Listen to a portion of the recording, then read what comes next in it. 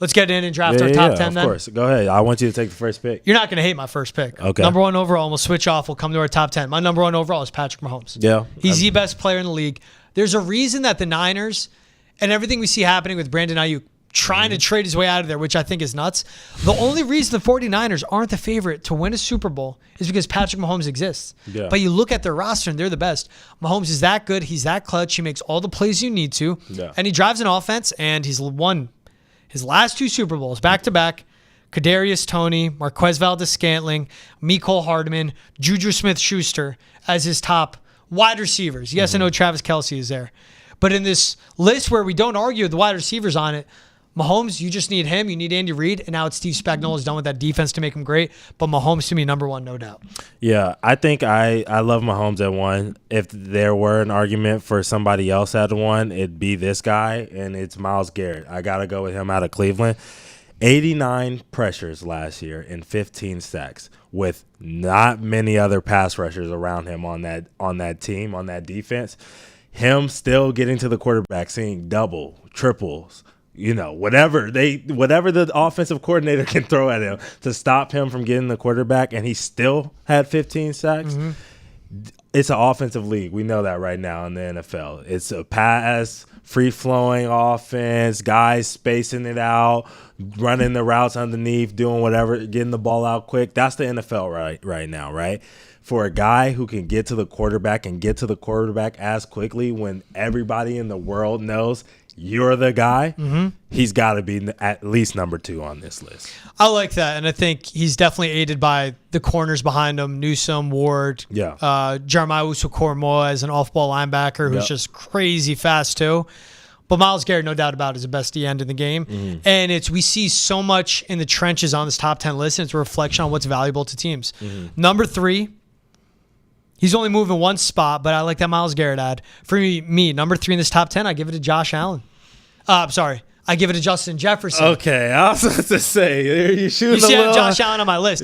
I go Justin Jefferson because this is a guy banged up, healthy, Kirk Cousins or not, 100 yards a game, best receiver in football by far, and he could change the whole dynamic of an offense.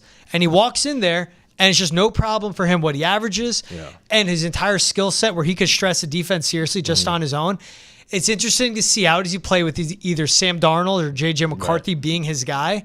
But I have full faith in him as the best receiver in the league, and he alone can take an offense to the next level. You take him away from Minnesota and leave Kirk, they look vastly different. But you leave him in Minnesota without Kirk, I think it's going to be the same production you see from him and how much he stresses defenses. Yeah, I hope that we can see somebody get the ball to him, man, because he's a special talent. That's one of my things. I hate watching prime receivers get wasted away in these terrible situations. So hopefully Minnesota can figure out the quarterback situation quickly and get this man the ball, because I need to see some gritty in this year. But all right, you got him at 3. At 4, I got to take another defensive lineman, and you're going to just think I love the ends. But, I mean, they are important to winning a championship, and they get to the quarterback fast. Another guy who gets to the quarterback fast from a team I know everybody hates, the Dallas Cowboys, Micah Parsons. I got to take him here at the 4th spot. I think he's the 4th best player in the league. It's even, you could argue he's the best defensive player in the league, but we both took Myles after just going with the pure defensive end. Yeah. You could flip-flop him. What he can do pass rush, how fast, athletic, twitchy he is. Mm-hmm. And this is a guy, though, with versatility. He came in, and it was a wonder of where he's going to play coming out of Penn State. And he could line up as a middle linebacker, off ball, rush up the middle. Mm-hmm. He's best on the edge. And again, he's just an absolute game wrecker at his spot on the outside, so he could take over. I like that Micah Parsons pick. Yep. Now I come in at 5, and I'm going to go with it. I'm going with the second best quarterback in the NFL. I'm going Josh Allen on this one. Oh my what God. The threat he is with his legs, what the threat he is with his arm. And again, everyone's going to knock what happens to him in the playoffs and how he falls short. It's bigger than him. And the same of when I'm mentioning how great Patrick Mahomes is, but I bring in his surrounding situation with the assistants, with who his head coach is. With Josh Allen and I just don't trust Sean McDermott in that spot. And the defense that he's been given and his playoff blunders, missing that throw to Stephon Diggs, that's Chris Jones making a great play. Before that, it's Patrick Mahomes getting the ball in overtime and making what happens and before the rules came in to close out a game.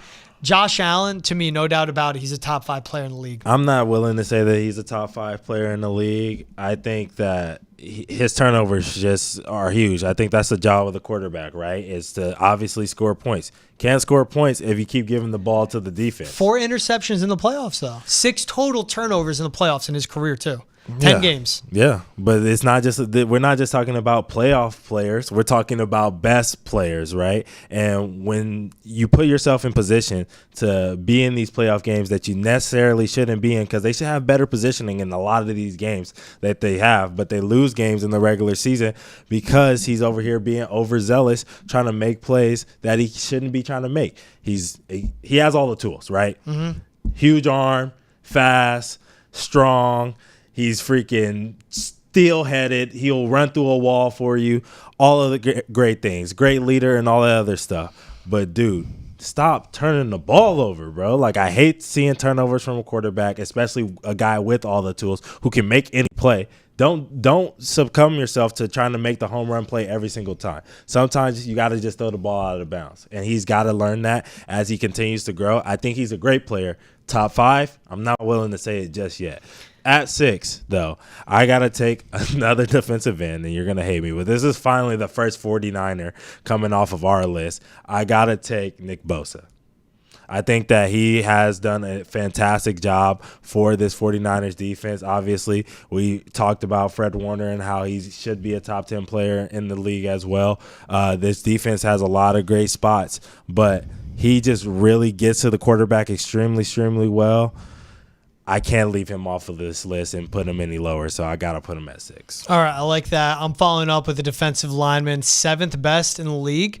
I'm going to go Dexter Lawrence. Now, you would think first interior defensive lineman off the list to be on this one would be Chris Jones, but Dexter Lawrence, fantastic pass rusher up the middle, great disruptor in the run game as well, and you can build the whole defense around him. He's undervalued because he's in the Giants, a team that's struggling, and honestly gets overshadowed by how bad Daniel Jones is. Yeah. But what they're building with that core there, I think Dexter Lawrence is one of the best, if not the best defensive tackle in the game, so that's why I put him here. Yeah, I like that. All right, I got to go, where are we at, 8 spot? I got to go Chris Jones. Yeah, it's fine. I need him here. I think he's done a great job getting to the quarterback as well. A lot of pressures.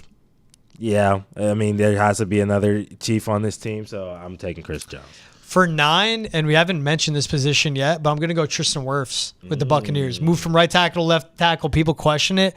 Still plays at an all-pro level. He's one of the best tackles in the game.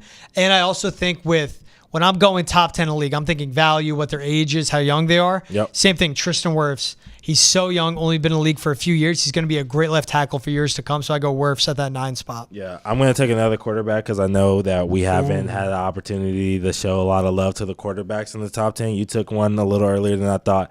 I got to go with a guy who's just video game numbers, Lamar Jackson. I don't know how you leave him off of this list based off of the year that he had. Yeah, the playoffs, he stunk it up just a little bit. Well, the team stunk it up, and he stunk it up just a little bit as well. Continually be bad in the playoffs. That's actually a quarterback with the playoff struggles. You like the regular season. It's fine. You're a Chargers fan. That's all you watch. All right. My team doesn't need to catch strays. They already caught enough strays. None of them in the top 50 from PFF. So. None in the top 50? Not even Herbert or Rashawn Slater.